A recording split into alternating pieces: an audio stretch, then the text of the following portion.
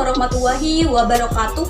Perkenalkan, nama saya Santi Oktaviani. Saya mahasiswi semester 4 program studi Tadris Bahasa Indonesia Fakultas Tarbiyah Institut Agama Islam Negeri Madura. Halo, selamat pagi teman-teman. Gimana nih kabarnya? Semoga kita semua diberikan kesehatan dan kelancaran oleh Allah Subhanahu wa Ta'ala dalam menuntut ilmu pengetahuan, khususnya bahasa Indonesia. Bahasa Indonesia itu mudah dan menyenangkan kok. Nah, di sini saya akan menjelaskan pokok bahasan atau materi Bahasa Indonesia SMP kelas 7 semester 1. Nah, di sini ada 5 pokok bahasan yang akan saya jelaskan. Nah, terkadang kita sudah mendengar apa itu observasi. Nah, ya, betul sekali. Observasi adalah kegiatan mengamati suatu objek atau suatu peristiwa yang ada di lingkungan sekitar. Nah, misalkan saja kita secara tidak sadar sudah mengamati kebersihan lingkungan tempat tinggal, apakah sudah bersih atau kotor. Bisa juga mengamati hewan peliharaan di lingkungan tempat tinggal, seperti kucing, ayam, sapi, dan lain sebagainya. Bisa juga kita mengamati rimbunan pepohonan yang sangat indah. Itu semua adalah observasi atau kegiatan mengamati. Nah, jadi di sini saya akan mengupas tuntas mengenai pokok bahasan teks laporan hasil observasi, dimulai dari yang pertama, pengertian teks laporan hasil observasi. Yang kedua, fungsi teks laporan hasil observasi. Yang ketiga, ciri-ciri teks laporan hasil observasi. Yang keempat, struktur teks laporan hasil observasi. Dan yang kelima, contoh dari teks laporan hasil observasi. Nah, pokok bahasan yang pertama yaitu mengenai pengertian dari teks observasi.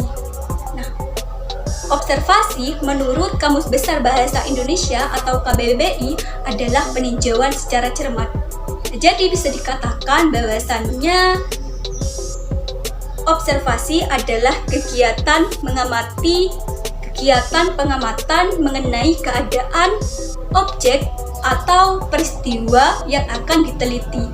Jadi bisa dikatakan bahwasannya teks laporan hasil observasi yaitu teks hasil pengamatan yang ditulis secara terperinci, sistematis, dan bersifat faktual. Jadi sebutan untuk orang yang melakukan observasi itu disebut observer, sedangkan objek yang akan diteliti itu disebut observer. Nah, pertanyaannya, objek yang akan diteliti itu apa saja sih? Nah, kalau objek yang akan diteliti itu banyak banget teman-teman.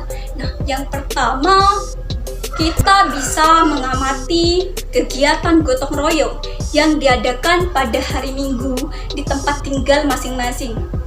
Yang kedua, bisa juga dengan kita mengamati kemacetan lalu lintas yang sudah terjadi atau sedang terjadi pada saat mudik lebaran. Yang ketiga, bisa juga dengan mengamati hewan peliharaan yang ada di sekitar tempat tinggal. Bisa juga dengan kita mengamati tempat wisata yang berada di daerah tempat tinggal, seperti sungai, seperti pantai, seperti gunung, dan lain sebagainya. Pokok bahasan yang kedua mengenai fungsi dari teks laporan hasil observasi. Teks laporan hasil observasi mempunyai 4 fungsi. Yang pertama, sebagai laporan hasil dari sebuah tugas dan kegiatan pengamatan. Jadi di sini setelah kita mengamati, kita pasti memperoleh hasil. Hasil itu bisa berupa informasi. Yang kedua, sebagai dasar dari penyusunan keputusan atau solusi dari masalah dalam observasi. Jadi ketika kita sudah mendapatkan informasi, nah pasti permasalahan tersebut membutuhkan solusi. Nah di sini teks laporan hasil observasi harus memberikan solusi yang relevan dengan permasalahan yang sedang terjadi. Yang ketiga, sebagai sarana pendokumentasian. Maksudnya pendokumentasian di sini kita melakukan observasi itu pasti membutuhkan yang namanya dokumentasi. Dokumentasi itu sangat penting agar observasi yang kita lakukan itu benar-benar terbukti kebenarannya. Dokumentasi ini dapat berupa gambar, dapat berupa video, dan lain sebagainya. Yang keempat, sebagai sumber informasi yang faktual. Nah, jadi teks laporan hasil observasi itu harus benar-benar berdasarkan fakta, harus objektif dan tidak boleh memihak satu sama lain seperti itu. Jadi semisal kita mengamati keadaan di lingkungan itu benar-benar kotor, ya kita tulis apa adanya bahwa memang itu kotor, tidak bersih seperti itu. Nah, pokok bahasan yang ketiga yaitu ciri-ciri teks laporan hasil observasi. Nah, ciri yang pertama yaitu bahwa teks laporan hasil observasi itu disusun secara runtut dan bersifat meyakinkan. Jadi teks laporan hasil observasi itu ditulis dari pendefinisiannya, dilanjutkan dengan karakteristik dan juga manfaat. Dan juga harus bersifat meyakinkan, maksudnya harus bisa meyakinkan pembaca bahwasannya pengamatan yang kita lakukan itu benar-benar terjadi. Yang kedua, teks laporan hasil observasi dapat dibuktikan kebenarannya atau bisa dikatakan benar-benar ada atau benar-benar terbukti begitu. Yang ketiga, teks hasil laporan observasi harus disusun dengan bahasa yang jelas, tidak terbelit-belit dan mudah dipahami. Jadi penulisannya cukup sederhana saja teman-teman. Jangan menggunakan bahasa kiasan yang sulit dimengerti oleh orang. Yang keempat, bentuk, isi, dan gaya penulisan teks hasil laporan observasi harus sesuai dengan jenis serta tujuan pengamatan. Misalnya, kita mengamati suatu hewan, yaitu burung. Lalu, ketika kita menulis teks laporan hasil observasi, kita itu menulis hewan ayam. Nah, itu kan sudah berbeda, jadi itu tidak boleh. Jadi harus disesuaikan dengan pengamatan yang kita lakukan ketika kita menulis teks laporan hasil observasi. Nah, pokok pembahasan yang keempat yaitu struktur teks laporan hasil observasi. Nah, struktur teks laporan hasil observasi itu dibagi menjadi 3 bagian. Yang pertama, definisi umum, yang kedua, deskripsi bagian, yang ketiga, deskripsi manfaat. Nah, pada definisi umum yaitu berisi gambaran secara umum atau definisi tentang suatu hal. Nah, biasanya ditandai dengan diksi, misalkan kata ialah, merupakan, dan lain sebagainya. Namanya saja kan pendefinisian kan, mendefinisikan sesuatu atau memberikan pengertian. Yang kedua, deskripsi bagian, di mana di deskripsi bagian ini berisi penjelasan mengenai karakteristik atau objek yang akan diteliti, dimulai dari ciri-cirinya, jenis-jenisnya, dan lain sebagainya. Yang ketiga, deskripsi manfaat, bahwasannya teks laporan hasil observasi itu harus memberikan manfaat kepada para pembaca.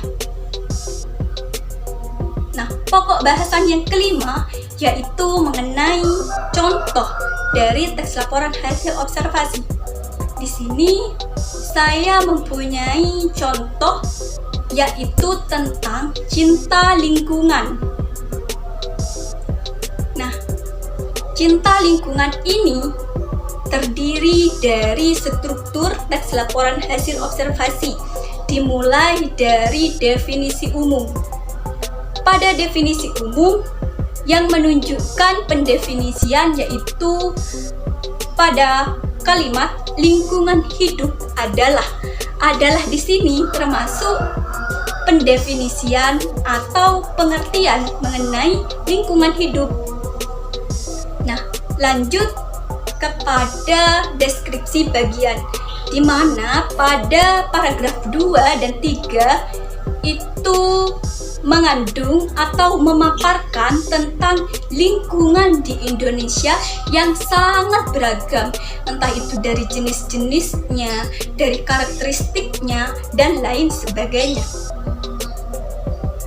Pada paragraf keempat itu disebut deskripsi manfaat, dikarenakan paragraf keempat memuat unsur bahwasannya lingkungan itu sangat bermanfaat bagi makhluk hidup dari masa ke masa.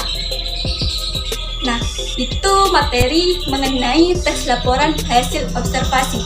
Nah, selanjutnya teman-teman, kalian bisa mengamati objek atau bisa mengobservasi suatu objek atau keadaan di lingkungan tempat tinggal teman-teman sekalian, lalu buatlah teks laporan hasil observasi sesuai dengan struktur yang sudah saya jelaskan. Mungkin itu yang bisa saya jelaskan. Sebelumnya saya ucapkan terima kasih kepada teman-teman karena sudah menyimak materi mengenai teks laporan hasil observasi ini. Kurang dan lebihnya saya mohon maaf. Wabillahi taufiq wal hidayah. Wassalamualaikum warahmatullahi wabarakatuh.